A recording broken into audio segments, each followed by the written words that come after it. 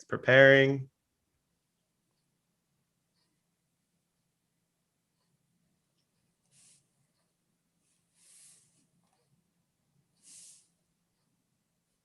Good to go.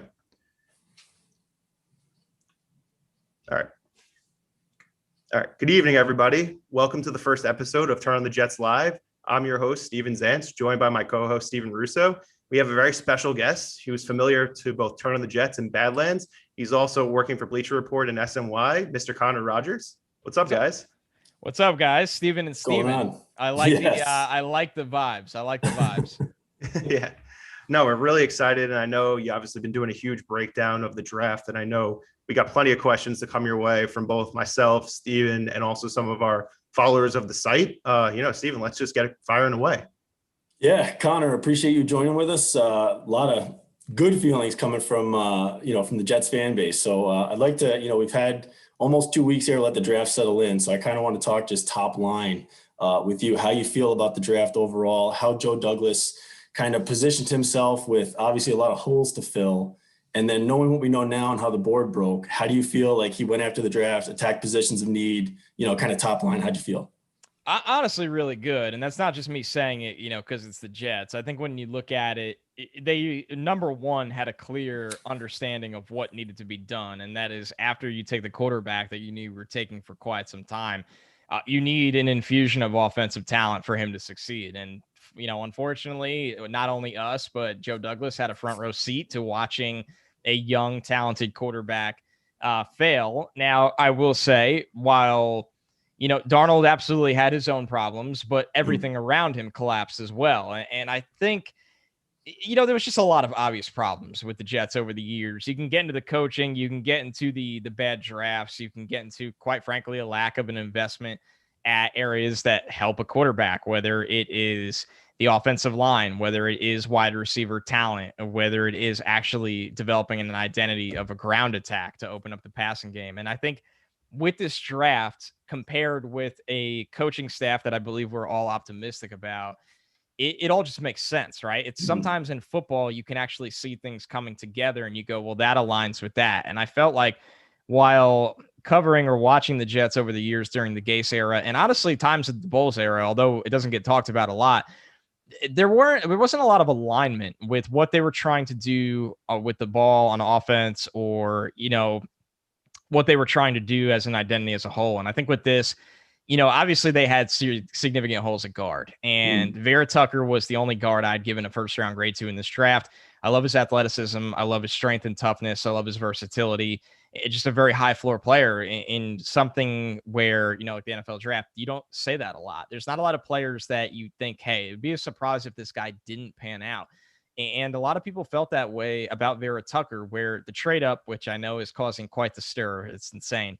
It's ridiculous. It's ridiculous. I can't say it anymore. It's ridiculous. Really it was phenomenal, and it can be phenomenal for both sides. But getting away from just the obvious of now you have a foundation on the left side of the offensive line that can help you develop a run game, that can keep your quarterback upright from his blind side for the next, hopefully, 8 to 10 years. You went and got probably a first-round caliber wide receiver that brings an element to your offense that didn't exist in Elijah Moore, where he can win over the top. He can create his own yards, the ball in his hands, whether that's jet sweeps, whether that's bubble screens, any way you want, even on drag routes across the middle of the field where the space might exist for him because you have contested catch players on the outside and Corey Davis and Denzel Mims. And Jameson Crowder is still here, who's a very productive player where, I was joking with somebody earlier that, how many teams can say they have Keelan Cole as their wide receiver 5 on the roster? And we're talking about the New York Jets, where you trot out Jeff Smith and Braxton Berrios and Vincent Smith.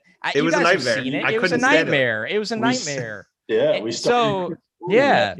know you just touched on Elijah Moore, but I'm really curious about Michael Carter. Do you think that there's a realistic chance that he established himself as the running back 1? Or if not really the running back 1, do you think he could really split work with someone like Coleman, or I guess maybe Ty Johnson? Yeah, I think you kind of answered your question there quite perfectly, is that I don't think a running back 1 will ever exist in this offense, but I think, can a 1A exist? Absolutely. And should that be Michael Carter? It probably will be. It's just a matter of when, not if. And you look at Carter, it was so easy to see the comparables between him and Devontae Freeman when going through this draft class. And you go back to Mike LaFleur's history with Devontae in Atlanta. Devontae had back-to-back 1,000-yard seasons, and a player that was just a no-brainer scheme fit in that wide zone rushing attack. Carter is almost a clone of him, and he's got soft hands. You really, when you're scouting running backs, the thing I was always taught is at the very baseline, the very simple aspect of scouting them, to be draftable, they need to do two of three things. They need to be able to obviously be a good runner, catch the ball, or pass protect. And if you can't do two of those three things, it's going to be hard to get on the field early, if at all. And with Carter, he's a very good runner. He's very agile. He can create his own yards with elusiveness. He has the burst to get to the outside, put his foot in the ground, and create his own angles and get up the field. And he has very soft hands. He's very adequate in pass protection with effort and IQ. I always wonder how that size will translate at the next level. Eventually, people are just bigger and stronger and more powerful than you. Like everybody assumed with Saquon Barkley, with those quads and everything, he'd be this lights out pass protector. He gets run over all the time. It's just the NFL. It happens. Yeah. So he's not going to be bigger, perfect. Everyone's faster. Everyone's stronger. It's a whole other game. Exactly. But he can get on the field. He could be the 1A right away. I like Ty Johnson. It's hard to find P. Ryan's fit in this offense. Pass protection might be the way he has a fit. And then you have Josh Adams. Tevin Coleman carried the ball like 28 times last year. You kind of pretend like anything you get out of him is a surprise. So the door is wide open for Carter. And you heard Joe Douglas say it. They would have taken him at 66. When you take a running back at 66, that means they're probably going to get at least 50% of the carries. I love to hear that. No, that's awesome. But you were touching on really on like LaFleur's scheme. Can you like walk fans through, like what's the zone running scheme? Because I'm not really a big X and O's guy. I know Steve isn't as well, but I feel like some people would definitely love to learn about this scheme in like a simple term. Yeah, I'm very excited to watch what LaFleur does when the reins are off, right? He's had the passing game title coordinator, and I'm very curious to see what principles he brings on his own because I'm guilty of this in the media. We're all guilty of this in the media. Everybody loves to do Kyle Shanahan this, Kyle Shanahan that. And some guys might actually have their own ideas. So with LaFleur, the things that at the very baseline that makes sense is they want a wide zone rushing attack. And what that means is your offensive linemen often, you want them to be explosive off the ball out of their stance. And you're more trying to get to your spot and create an angle rather than necessarily just blocking the man in front of you. At its very core principles, that's the goal. It's why it's zone blocking. When you think about it in zone coverage, translating it to zone blocking, you're blocking the space rather than the player. So in a drive blocking scheme, the guy in front of you, you just have to be stronger and gain leverage and push him backwards. And, teams like the Baltimore Ravens and the Las Vegas Raiders have been recently very good at that. There's not a lot of teams in the NFL that could just do that, though. It's very difficult to pull off. How often can you say, hey, our five guys are bigger, stronger than your guys, and we're just going to run it down your throat? And it's a little more difficult than that, but that's, the basic principles. With the wide zone, you look at the Jets. Mekhi Becton, for his size, is a tremendous athlete. And we saw him get on the outside last year. I remember the Bills game really caught my eye, and I'm like, wow, he can climb to linebackers and be a force. Vera Tucker, incredible feet, incredible light feet to be a puller, to get out in front, be that lead blocker. George Fant, very good on the move. I know he has his limitations in pass pro because he's not a strongest anchor kind of guy. He's a converted tight end, but he can really move. So what they want to do is they want to create angles in the run game and say, hey, we're going to be more athletic than you, and we're going to get our big guys to your smaller guys, to the second level guys, right? Can we outrun the front guys? Can Carter do that? Probably, you think. But can our guards and tackles climb to the linebackers or even the safeties? And this is where it goes back to, you sign Corey Davis, and everybody loves Corey Davis as a contested catch threat, one of the best in the NFL. Corey Davis is quietly maybe the best or top 5 run blocking receivers in the NFL. And Denzel Mims showed flashes of, hey, I can do that too last year. So now you have 2 big-bodied wide receivers that you can use in motion. I know Jets fans have never seen that before. It's crazy, but the Jets will use a lot of motion this year where you can bring guys across the formation and get the blocking matchups that you want with big-bodied wide receivers. I know people are kind of down on him, but Chris Herndon is a very good move blocker. He's not an inline, I could block your best pass rusher tight end, but can I get to my spot and create those angles as well? I think Yeboah could even surprise people and do that a little as well. So the Jets are basically trying to win with burst, angles, athleticism, and create space in a league that's been the general direction in recent years. Yeah, no, Yep. I mean, you guys are the lead. You and Joe are the leaders of the Herndon Hive. I've kind of given up on him, but we'll see.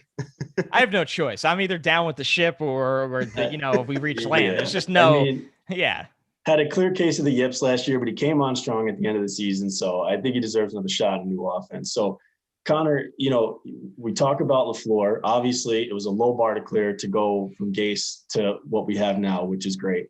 And you touched on Jameson Crowder, and there's a lot of fans that are kind of saying that since they took Elijah Moore, that, those two games are kind of redundant. So maybe Jameson Crowder becomes expendable. But thinking back to Adam Gase, where he couldn't, figure out to get two playmakers on the field at the same time, what are your thoughts on Crowder for a Jets team that hasn't had talent at that position for a long time? And now we have legitimately five, decent to good playmakers.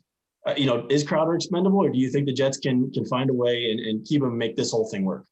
I don't think he's expendable. I think the only way I could sit there and make the argument for moving on from Crowder is, hey, we need to do $10 million for Richard Sherman or Steven Nelson because we have no corners. And, right now we'll see.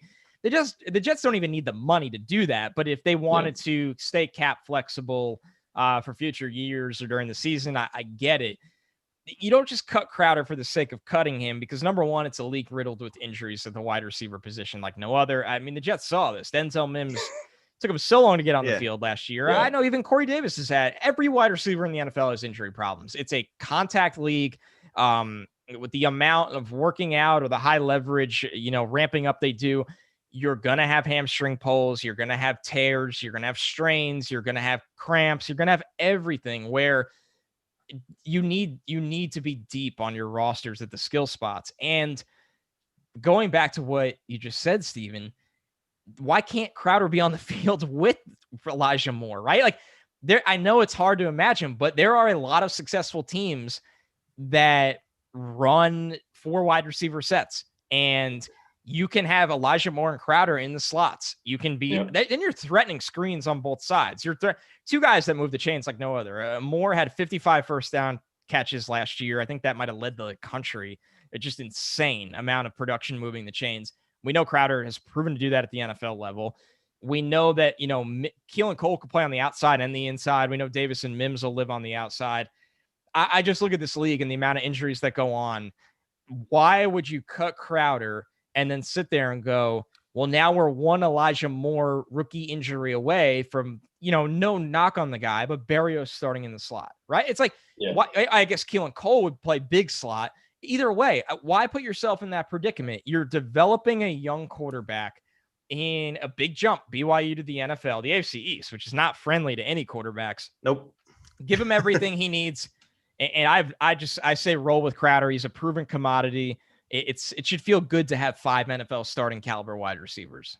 Yeah, you're making me feel better about the receiving core. I mean, I've been saying we should get rid of him just because $9 million for a slot guy this year is a lot of money. But at the end of the day, he was the best player on the offense last year, which isn't saying much because the offense was the worst in the NFL by a wide mile. But no, I feel good about it, though, if we do keep him. And, last year, there were times when earlier in the year, they were decimated by injury. And, Braxton Berrios and Jameson Crowder were the 2 best receivers the Jets had. And Adam Gase couldn't figure out how to get them both on the field at the same time. So it's like, why wouldn't you keep that flexibility, enable yourself to have some depth there for the first time in a long time, and keep playmakers that'll help you move the sticks? Absolutely. And another thing, people don't realize is for LaFleur, sure, he can go back and watch as much film as he wants.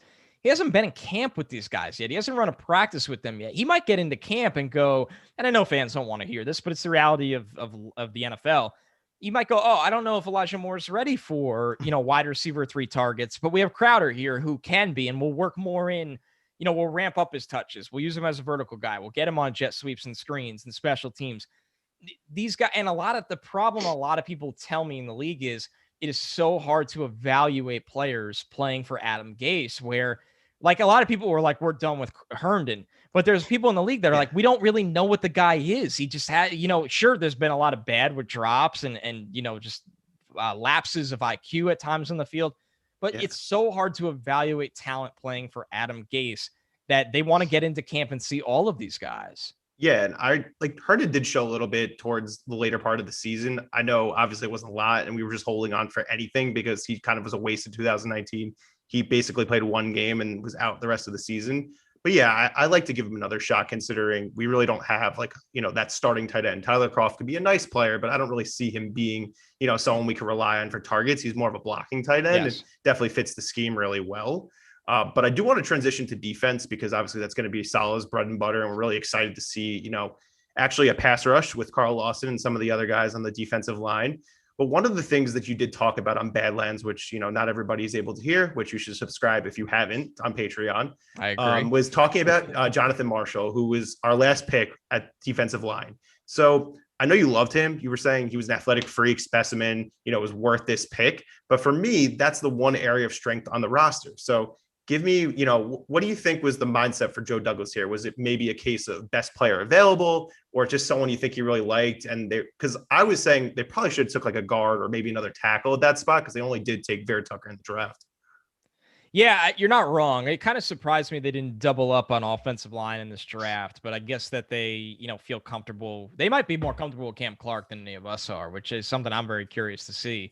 Now, getting to Marshall, like being transparent, he wasn't in my top 250, and I just overlooked the guy. I just, it's interesting when you watch it's so interesting to me when you watch a player from a broad perspective, and then you watch a player for what a team drafted him for. And Jonathan Marshall is the perfect example of played nose tackle and just had no business being there. He gets washed out a lot against the run.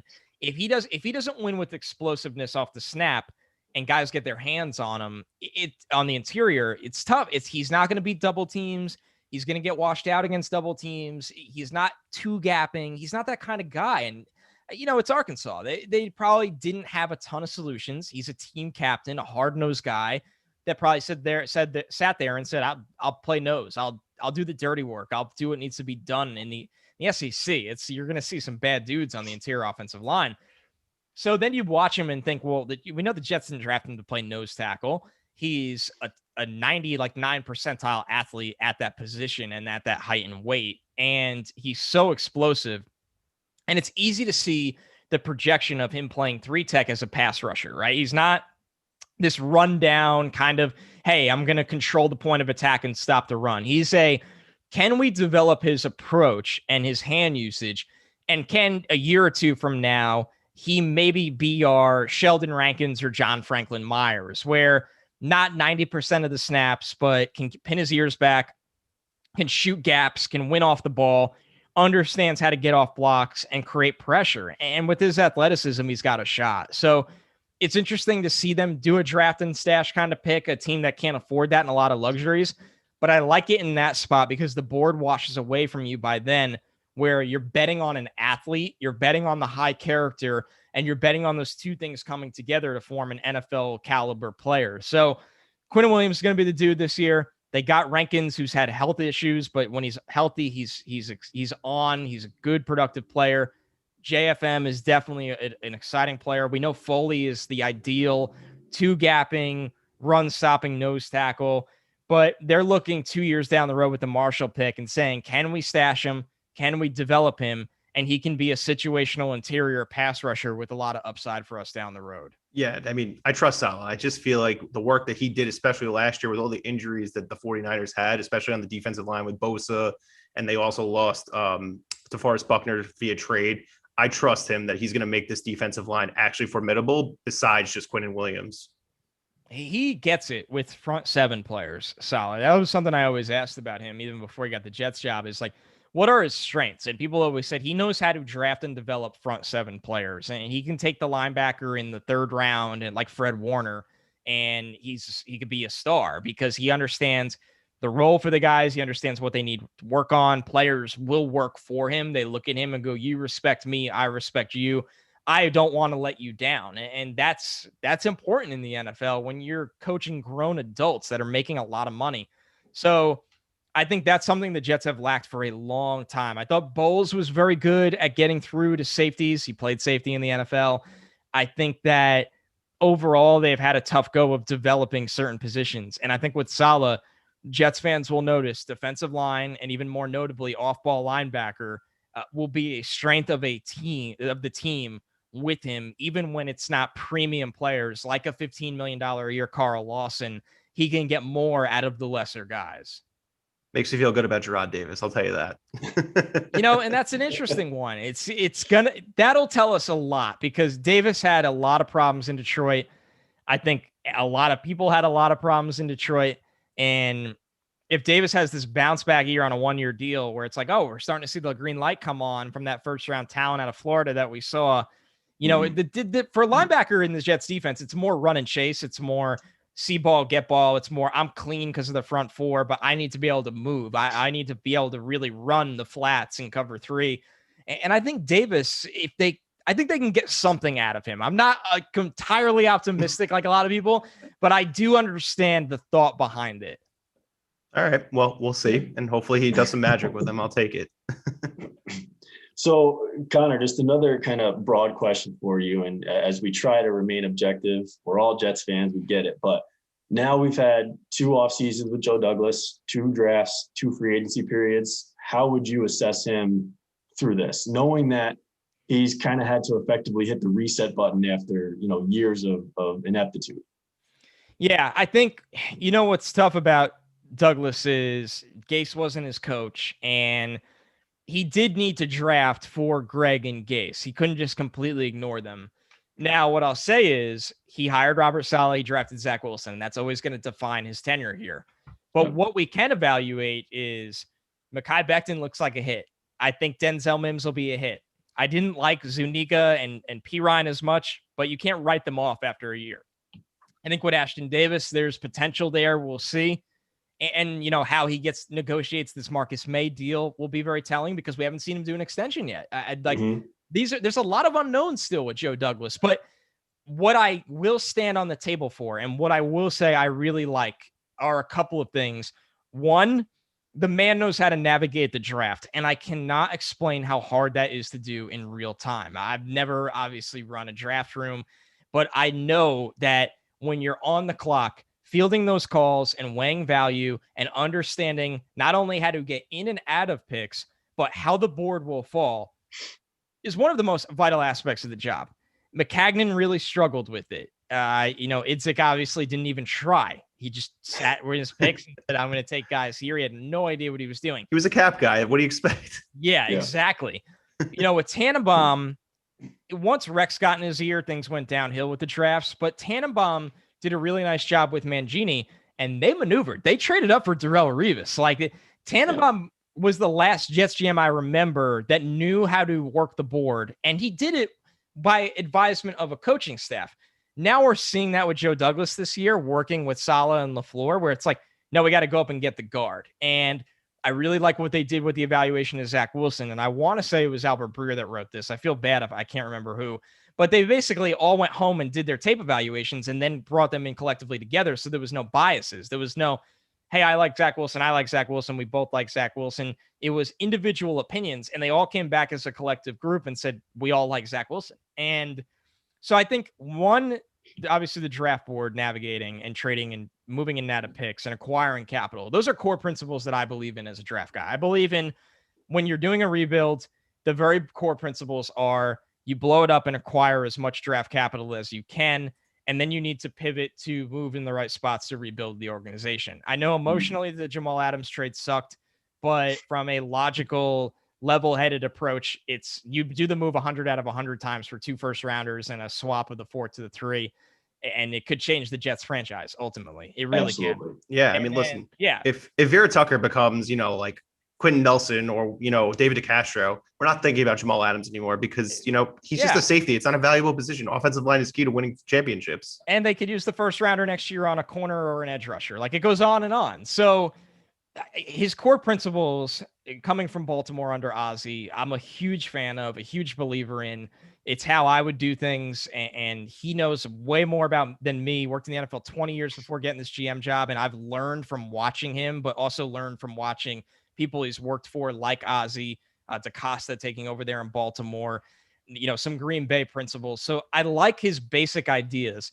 And honestly, the player, I can't even sit there and knock the players that he takes for the most part because I value a lot of them the same. Like Vera Tucker was my 13th overall player. Zach Wilson was my 2nd ranked quarterback. Elijah Moore, I think I had 30th overall. He went 34. The corners is nitpicking. We see things differently there. So either he's right and I'm a little right, or we're both wrong and he's fired and I look like an idiot. But like, I can't sit here and knock Joe Douglas because not even doing it as a fan, he drafts after I make my rankings. I align with so many things he does. And I hope he got the coaching staff right, because if he did, it will translate to significant results a year or two from now. I feel good about it. I really do. I mean, I think that definitely will transition us to the most important thing that's going on with this franchise, which is Zach Wilson. You know, everyone's wondering, like, what are we going to get of him? What are realistic expectations from him? Which John Gibbs on Twitter wanted to know, like, what do you think is realistic for him? Like, what would you say is a success? We know that we may not win a lot of games, but I know we always stress points, offense, just, you know, being in games versus just being out of the game before halftime, which was basically the entire season last year.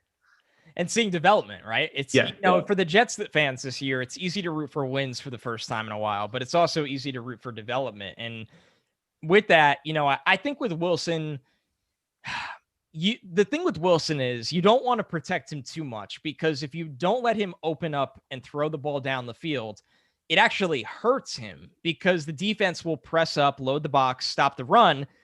So they need to work hand in hand with each other. They are going to run the ball a lot, and they are going to run play action a lot. And those go hand in hand. And I know play action works without even establishing the run, but you still need to have a good ground attack for the rookie quarterback. So do I think he's going to drop back and throw the ball 45 times a game? I don't. Do I think he can finish the year with 24 touchdowns and 12 to 14 picks, and you get him to be plus 10 touchdowns to interceptions?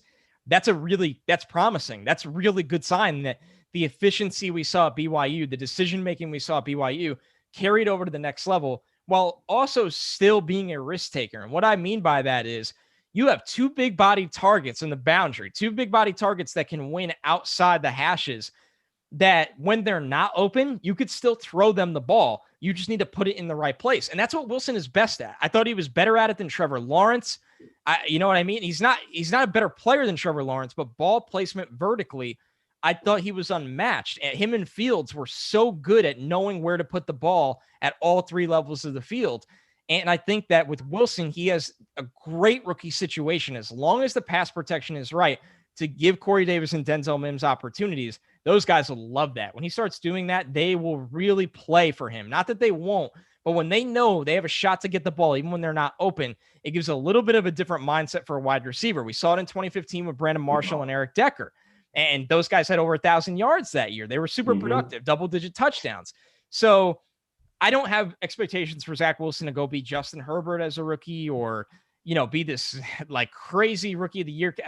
I think he can be efficient while still splashing in chunk plays, and most importantly, take care of the ball, and most importantly, start to build a rapport with five wide receivers are expected to be here for the long haul with him. And that's super important. Yeah. I mean, the biggest thing that I like about him, and I was talking to Steven about this last night when we were doing a little bit of prep, is gets the ball out quick. How many times, going back to Darnold, Sanchez, Gino, by the way, they literally would hold on to the ball, and that's why they would always turn the ball over, because they just were just playing happy feet. It was really frustrating. He gets the ball out fast. I really love that about him, and I think that that'll definitely help him in the NFL, because if you hold on to the ball, you're going to make mistakes. It's a great point you bring up, Steven, because I say that a lot of people fell into the trap of what's the difference between Darnold and Wilson. And, I can only speak for myself, but I didn't think Darnold was the top 10 player that year, where like he got billed as Andrew Luck, right? And it's a little unfair to Darnold, but it's the nature of the draft. We all do these hyperbole comparisons. I'm guilty of it. Everyone's guilty of it. Darnold I remember the first article I ever wrote from Darnold. It was on Turn on the Jets. Probably doesn't even exist anymore, but it was before his final season. And, pros and cons, very basic stuff. And timing was a real issue with Darnold. And I thought, he wasn't a full year starter. He didn't get to work with these guys as much leading into the season. That will come. And it never fully clicked. It was never like, I know the timing of this route and the ball's where it needs to be. It's more of, I don't love how this looks. I'm going to hold the ball and look for something better. And for guys like Mahomes and Rodgers and Russ, that does work a lot. But you don't want to live and die by that. So with Wilson, he plays hero ball all the time. So a lot of quarterbacks do. Lawrence does it. Fields does it. They just love to look for the big play. But I saw a lot of tape of Wilson of, I'm going to take my drop, and the ball's out. It's been coached up this way, and I know from Shanahan's passing principles, LaFleur will do the same thing of, this guy is going to be open here. You just need to get the ball out and put it there. They value that more than anything. And a lot of people, including myself, think Zach Wilson can really flourish at that. Yeah, that gets me excited. And I think just this offensive staff, I just feel like will make him succeed. I mean, if he doesn't succeed, it's going to be on him, because I think he will get the proper coaching that Darnold and Sanchez and even Geno just did not get. I do feel confident in that. I know it's, weird to say as a Jets fan to feel confident in a coaching staff, but I just have this gut feeling because of Saleh. Something about Saleh, just the way he connects with players, the way he was like calling guys during the draft. You just felt like guys want to run through a wall for him, similar to Tibbs for my Knicks. So I feel good about it. Yeah, it does. It feels like it's coming together at the right time, and they got the quarterback. They're building the receiving core. They're building the offensive line, and they have the right coaching staff in place, where it was always that they were going different directions. It never was in lockstep, and now it just feels like it's right, and we're moving forward all at the same pace at the right time. And it's the reason the Jets fans are feeling this way and confident, like we haven't felt in a long time. And I think it spoke volumes to me when they hired Saleh, and Saleh was able to actually make some big hires. I think that speaks to Saleh's character. LaFleur has been an up-and-comer for years, and I always knew he would be selective of where he went when he leaves Kyle. He followed Kyle for many, many years. So is Mike McDaniel, who got a promotion there for staying. Those guys were like the next guys up in that tree, and they were going to be a little selective of, when I leave Kyle, it's got to be for the right job, because I got to get that job right if I want to be a head coach one day. So it wasn't like, oh, LaFleur just went because he wanted a promotion. LaFleur went because it's like, I want the promotion, but I also think Saleh is a guy that's going to have success, which will lead to long-term success for my NFL trajectory as an eventual head coach. That spoke volumes to me. John Benton was their offensive line coach. He came over. He was the offensive line coach all those great Arian Foster years in Houston. He had some hires that were like, oh, wow, like you actually have pull. People respect you. People believe in you. And that goes a long way in the NFL. Yeah, I couldn't agree more. Yeah. So, Connor, looking ahead now, post-draft, post-free agency, what are the biggest holes the Jets still have to fill in your eyes from a positional standpoint? And what do you think are viable, logical options we could actually see? I mean, corner's a mess. And you know what? I'd rather say corner's a mess than offensive line's a mess or receivers a mess or whatever affects Zach Wilson's a mess. So yeah, if you had to choose a mess, you were never going to fix this roster that quickly. I like Bryce Hall a lot. I say this to everybody that asked that question. I think Bryce Hall can really be an answer as a number 2 outside corner in this defense, in a cover 3, cover 4. Now, you got to have more, right? Bless Austin. We've seen the up and downs. They have nothing in the slot right now. You're essentially saying Guidry and Michael Carter II will battle it out. That's a little bit scary in today's slot in the NFL, unless they think Eccles can get in that battle too. I think when you look at it, I've always heard Sherman wants to go play for a contender. I totally get it. He loves Saleh. And if the offers don't come from a contender and he has to go that way, then that'll get done maybe. But I think he's looking and holding out hope for a contender. And I think that's the route he'll go. Mm-hmm. Nelson just wants money. Don't blame him. Go get your money. The Jets, it's tricky for me. Like, I don't think they need to go overpay and go all in on this year, but you also want a veteran corner to give your defense a shot. So Nelson's interesting. When it comes back to it, like bringing back Brian Poole is just such a layup. It's probably going to be like a 1-year, $3 million deal. Yeah. He starts in the slot. He's a good slot corner. If you bring back Poole, then you have Guidry and Carter compete for the backup slot and your long-term option down the road. You don't have to throw them into the fire. And then you have Hall out on the outside at one side. I don't think Pinnock's ready to play. A lot of people disagree with me, but you can let him and Bless fight it out with Lamar Jackson. And it's a lot of, I don't like to say no names, but it's a lot of question marks at corner. Sure. And that's just the reality of the situation right now. Yeah. I mean, I agree with you. And you've been talking about this philosophy of just like, make sure the quarterback has everything he needs to succeed. It's okay if we give up points. We're not expected to be in the Super Bowl or playoffs this year anyway. So I totally agree with that. But one thing to think about, and I know it's far ahead, and it's just, since we have like down period of time for the NFL, I've been looking at 2022, seeing what players people think that the Jets might take. The number one guy that everyone keeps saying, and it fits the cornerback need, is Derek Stingley Jr. So Meigs is curious from TOJ, and so is Dalvin. Like, what are your thoughts on him? And what do you think about him if like we were on the clock and we had him or we had Thibodeau from Oregon, the defensive end? Just real quick, curious about that. I know we have a long way to go. No, totally. It's a totally fair question. I mean, I always jump into 2022, usually in June. I try to get 150 to 100 players done over summer. So I have not jumped into this class yet, but I've watched a ton of those guys because they've been superstars at the college level. And Thibodeau for me would be the dude. You get him across from Lawson and you're just screaming on the front four. And that's solid. That's what Saleh believes in anyway. He, it's a guy that had Defoe and Bosa and all these dudes. And, he had D Ford as a situational player. That's how much he loves his pass rusher. That's crazy thinking about that now. Yeah, that's how much he loves his pass rushers. So, Stingley is interesting. I think the hype train got a little dangerous, a little too fast. I think he had an amazing freshman season. I think he came back down to earth in a way. I think he has all the tools to be a top 10 pick. I think that we still need to see a little more. And I like him a lot. I tend to favor LSU players. Especially for defensive backs. I should clarify, for defensive backs, because the track record of their NFL translation at corner is just unbelievable. And he's a really good one. He could be a great one, but this year's a big one for him. But with Kayvon Thibodeau, I mean, he's the real deal, man. He's the only guy that gave Vera Tucker even woke him up from a nap during this. I mean, it was like you fall asleep watching Vera Tucker because he's just nobody gets past him. And Thibodeau actually gave him a good fight. So I like him a lot. And, if I had to do my way too early Jets pick, I hope they're not bad enough for him. Let me just say that. But just in case. I think he's going to be a top 3 pick when all's said and done. But hey, you want to trade the Seattle pick and your other pick and go up and get him? Let's have some fun. I'm in on that. Would you say he's a better prospect than Chase Young? Because Chase Young was unbelievable. No, I wouldn't. Okay. I wouldn't. And we could always get there.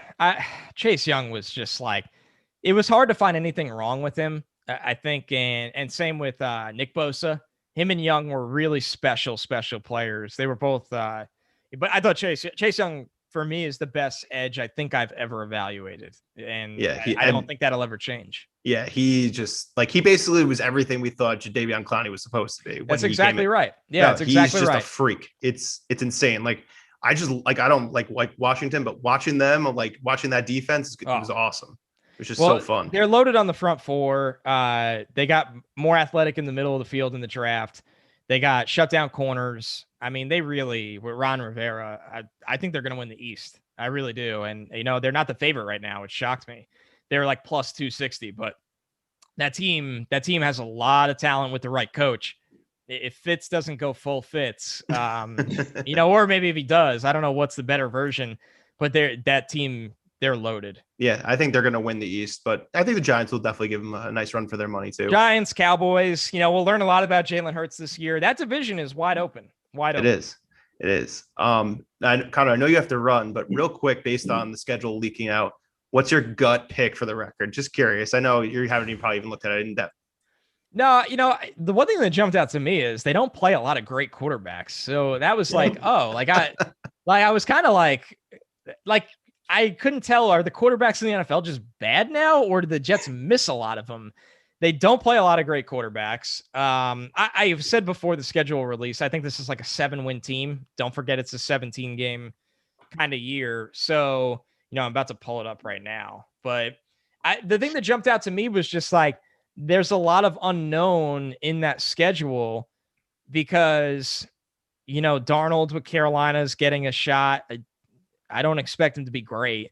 The Patriots will probably start out with Cam. The Broncos will play Teddy. Tannehill's fine. Matt Ryan's still really good. We don't know when Burrow's going to be back. He'll be back for that game. I think he'll be back for that game. He should be, but how quick does it, putting pressure on a leg like that it takes guys a while. So, Wentz, we'll see. Josh Allen's great. We'll see about Tua. Who the hell is going to be playing for the Texans? Jalen Hurts, probably Jameis Winston.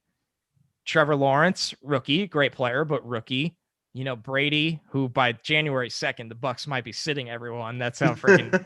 And then Josh Allen again, Josh Allen might be sitting January 9th. Honestly, I know I'm trying to be like an optimist here, and I don't think the Jets are going to have a winning record. I don't think they're going to make the playoffs. It's nothing like that. I think it's going to be a good building year. Yeah. But I don't have a lot of schedule takes every year. Like everybody always wants one. And I'm like, I don't really know. As long as they're not playing on Christmas or Thanksgiving, like it's good for everyone. Really, that's how I look at it. But that was my one take. I was like, man, I know they don't have any corners, but it is a very underwhelming quarterback schedule. Yeah. When you actually said it out loud, because I didn't think about it that way. I just ran through the entire thing. It's weird because typically I'm always like, Jets have such a hard start. Like I remember last year, obviously they play Buffalo, then they play San Francisco, even though Jimmy G was on one leg. But I'm just like, they always felt like they never get the benefit of the doubt from the schedule makers, but they also were the second worst team in the NFL. So that's probably why it just seems a lot easier. But yeah, I mean, but the divisions they play too, it's just not, you know what I mean? Like they miss the North, which has Lamar, Baker.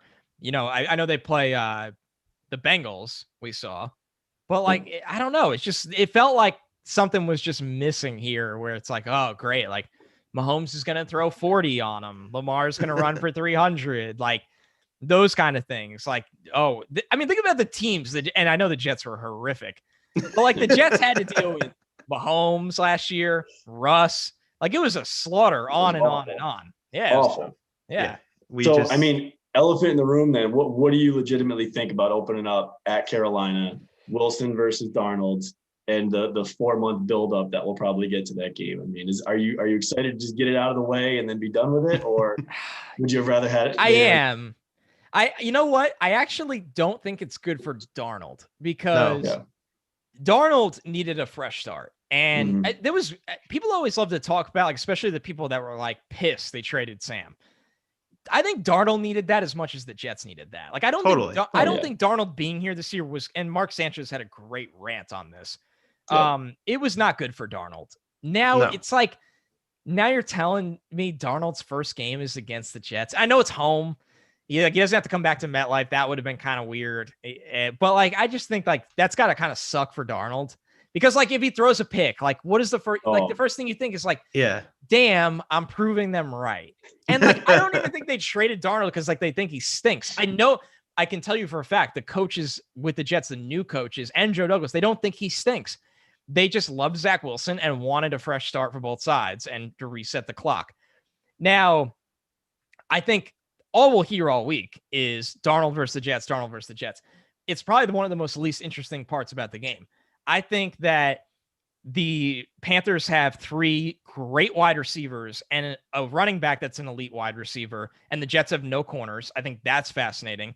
I think that they have they're set at right tackle, but a ton of question marks on their offensive line that the Jets front 4 can feast. So it's almost can we block long enough to light up this Jets secondary? That fascinates me. And I can't believe it's May 12th and I'm breaking down the matchup.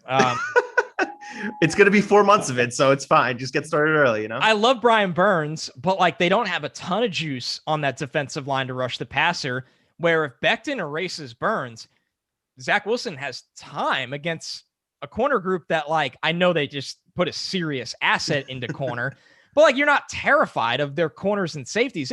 The defense has a lot of young talent in Carolina, and they're going to coach it up, and it'll be a really good unit.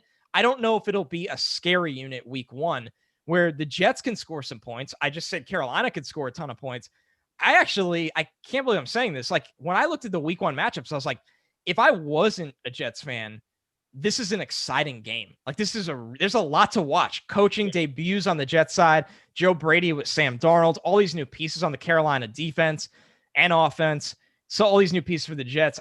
I think by the schedule makers, I'm so glad it's not Jets at Bills, Dolphins at Jets, same nonsense. It's actually a great matchup against 2 teams that were very bad last year and are expected to be significantly improved this year. Yeah. And I think that Joe Brady's going to dial up that 92-yard bomb to Robbie Anderson just to stick it to us. I think that's definitely going to happen because it just has to happen. As I'm excited to see what Joe Brady could do with him. I mean, he made Teddy look pretty decent for most of the season. I know he kind of tailed off at the end, but I think Sam will be fine. I mean, I hope he does well. It's his fault, but it was time to move on. Well, now you have, Teddy kind of stirring the pot today with their practice habits. So now that's going to be, if you're Carolina, the first question you're going to hear when you do media, and I actually think Matt Rule is doing media this week, ironically. But that's not a Matt Rule question. That's a Joe Brady question more than anything. Is like now Carolina's going to have practice questions, and they'll be looking to score 8 times week 1 to show like, no, we actually do red zone reps. Like there's a lot of good storylines. I never thought I'd say this, but with Jets Panthers. Yeah. But yeah, no, Connor, really appreciate you taking the time of course, with us tonight. Guys, no problem. But don't forget, like I said earlier in the show, if you're not a member on Patreon for Badlands, definitely subscribe. It's the best $3 or $5 for any Jets fan you'll ever spend. You get in-depth coverage. It's not biased and actually fun to read. And, Joe and Connor are great. And if you haven't followed any of our other podcasts, Turn on the Jets podcast, Draft Seasons podcast, which is on the same feed, and also just reading any of our content on the site, feel free to do that as well. And we really appreciate everyone joining tonight. And, we look forward to having you guys every week. And next week we'll be having Jake Asman. Take care, guys. Good night.